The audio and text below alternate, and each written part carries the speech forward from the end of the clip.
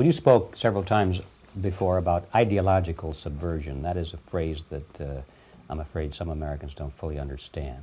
When the Soviets used the phrase ideological subversion, what do they mean by it? Ideological subversion is the process which is legitimate, overt, and open. You can see it with your own eyes. All you have to do, all American mass media has to do, is to unplug their bananas from their ears, open up their eyes, and they can see it. There is no mystery. There is nothing to do with espionage. I know that espionage intelligence gathering looks more romantic. It sells more deodorants through the advertising, probably. That's why your Hollywood producers are so crazy about James Bond type of thrillers. But in reality, the main emphasis of the KGB is not in the area of intelligence at all. According to my opinion and opinion of many defectors of my caliber, only about 15% of time, money, and manpower is spent on espionage as such. The other 85% is a slow process which we call either ideological subversion or active measures, активные мероприятия in the language of the KGB, or psychological warfare. What it basically means is to change the perception of reality of every American to such an extent that despite of the abundance of information, no one is able to come to sensible conclusions in the interests of defending themselves, their families, their community, and their country. It's a great brainwashing process which goes very slow, and it's divided in 4 basic stages. The first one being demoralization. It takes from 15 to 20 years to demoralize a nation. Why that many years?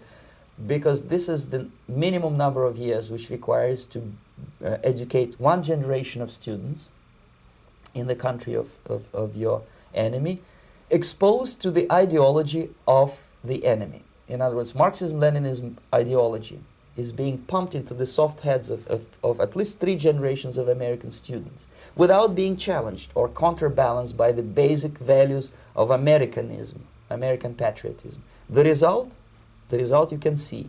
Most of the people who graduated in the 60s, dropouts or half-baked intellectuals, are now occupying the positions of power in the government, civil service, business, mass media, educational system.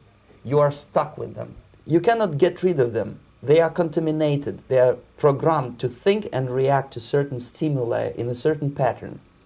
You cannot change their mind, even if you expose them to authentic information, even if you prove that white is white and black is black. You still cannot change the basic perception and the logic of behavior. In other words, these people, the process of demoralization is complete and irreversible. To get rid society of these people, you need another 20 or 15 years to educate a new generation of patriotically minded and common sense people who would be acting in favor and in the interests of the United States society. And yet these people who've been programmed and, as you say, in place and Yes. who are favorable to an opening with the Soviet concept, these are the very people who would be marked for extermination in this country? Most of them, yes. Simply because the psychological shock when they will see in future what the beautiful society of equality and social justice means in practice, obviously they will revolt. They will be very unhappy, frustrated people, and the Marxist-Leninist regime does not tolerate these people. They will join the links of dissenters, dissidents. Unlike in present United States, there will be no place for dissent in future Marxist-Leninist America. Here you can get popular like Daniel Ellsberg and filthy rich like Jane Fonda for being dissident, for criticizing your Pentagon. In future, these people will be simply squashed like cockroaches. Nobody is going to pay them nothing for their beautiful, noble ideas of equality. This they don't understand, and it will be a greatest shock for them, of course. The demoralization process in the United States is basically completed already. For the last 25 years, actually it's overfulfilled, because demoralization now reaches such areas where previously not even Comrade Andropov and all his experts would even dream of such a tremendous success. Most of it is done by Americans to Americans, thanks to lack of moral standards. As I mentioned before, exposure to true information does not matter anymore. A person who was demoralized is unable to assess true information. The facts tell nothing to him. Even if I shower him with information, with authentic proof, with documents, with pictures, even if I take him by force to the Soviet Union and show him concentration camp, he will refuse to believe it until he is going to receive a kick in his fat bottom. When a military boot crashes his balls, then he will understand, but not before that. That's the tragic of the situation of demoralization. So basically America is stuck with demoralization, and unless, even if you start right now, here, this minute, you start educating new generation of Americans, it will still take you 15 to 20 years to turn the tide of ideological perception of reality back to normalcy and patriotism. The next stage is destabilization. This time, subverter does not care about your ideas and the patterns of your consumption. Whether you eat junk food and get fat and flabby, doesn't matter anymore. This time, and it takes only from 2 to 5 years to destabilize a nation, what matters is essentials: economy, foreign relations, defense systems. And you can see it quite clearly that in some areas, in such sensitive areas as defense and economy, the influence of Marxist-Leninist ideas in the United States is absolutely fantastic. I could never believe it 14 years ago when I landed in this part of the world, that the process will go that fast. The next stage, of course, is crisis. It may take only up to 6 weeks to bring a country to the verge of crisis. You can see it in Central America now.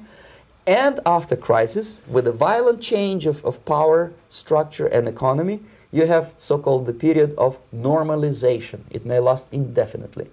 Normalization is a cynical expression borrowed from Soviet propaganda. When the Soviet tanks moved into Czechoslovakia in '68, Comrade Brezhnev said, "Now the situation in brotherly Czechoslovakia is normalized."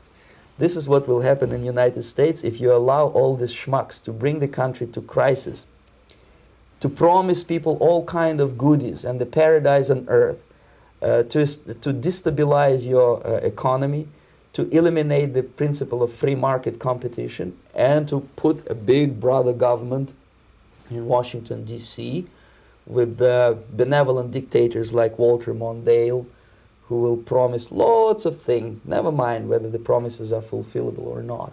He will go to Moscow to kiss the bottoms of new generation of Soviet assassins. Never mind. He will create false illusions that the situation is under control. Situation is not under control. Situation is disgustingly out of control. Most of the American politicians, media, and educational system trains another generation of people who think they are living at a peacetime. False. United States is in the state of war, undeclared total war against the basic principles and the foundations of this system. And the initiator of this war is not Comrade Andropov, of course. It's the system. However ridiculous it may sound, the world communist system or the world communist conspiracy, whether I scare some people or not, I don't give a hoot. If you are not scared by now, nothing can scare you. But you don't have to be paranoid about it. What actually happens now, that unlike myself, you have literally several years to live on unless the United States wake up. The time bomb is ticking. With every second, the disaster is coming closer and closer. Unlike myself, you will have nowhere to defect to, unless you want to live in Antarctica with penguins. This is it. This is the last country of freedom and possibility. Okay, so what do we do? What is your recommendation to the American people? Well, the immediate thing that comes to my mind is, of course, There must be a very strong national effort to educate people in the spirit of real patriotism, number one. Number two, to explain them the real danger of socialist, communist, whatever, welfare state, big brother government. If people will fail to grasp the impending danger of that development, nothing ever can help United States. You may kiss goodbye to your freedom, including freedoms to homosexuals, to prison inmate. All this freedom will vanish, evaporate in 5 seconds, including your precious lives. The second thing, the moment at least part of United States population is convinced that the danger is real, they have to force their government. And I'm not talking about sending letters, signing petitions, and all this beautiful, noble activity. I'm talking about forcing United States government to stop aiding communism. Because there is no other problem more burning and urgent than to stop the Soviet military-industrial complex from destroying whatever is left of the free world. And it is very easy to do. No credits, no technology, no money, no political or diplomatic recognition, and of course no such idiocy as grain deals to USSR. The Soviet people, 270 millions of Soviets, will be eternally thankful to you if you stop aiding a bunch of murderers who sit now in Kremlin and whom President Reagan respectfully calls government. They do not govern anything, least of all such complexity as the Soviet economy. So two very simple, maybe too simplistic answers or solutions, but nevertheless they are the only solutions. Educate yourself, understand what's going on around you. You are not living at the time of peace. You are in a state of war, and you have precious little time to save yourself. You don't have much time, especially if you are talking about young generation. There's not much time left for convulsions and sexual masturbation to the beautiful disco music. Very soon it will go, just overnight. If we are talking about capitalists or wealthy businessmen, I think they are selling the rope on which they will hang very soon. If they don't stop, if they cannot curb their unsettled desire for profit, and if they keep on trading with the monster of the Soviet communism, they are going to hang very soon.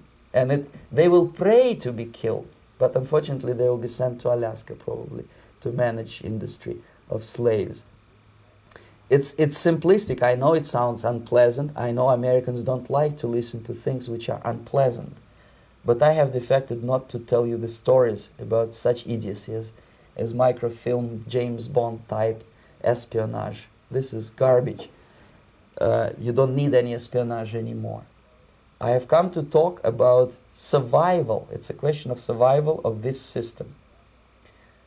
You may ask me, what is it in for me? Survival, obviously, because as I said, I am now in your boat. If we sing together, we'll sing beautifully together. There is no other place on this planet to defect to.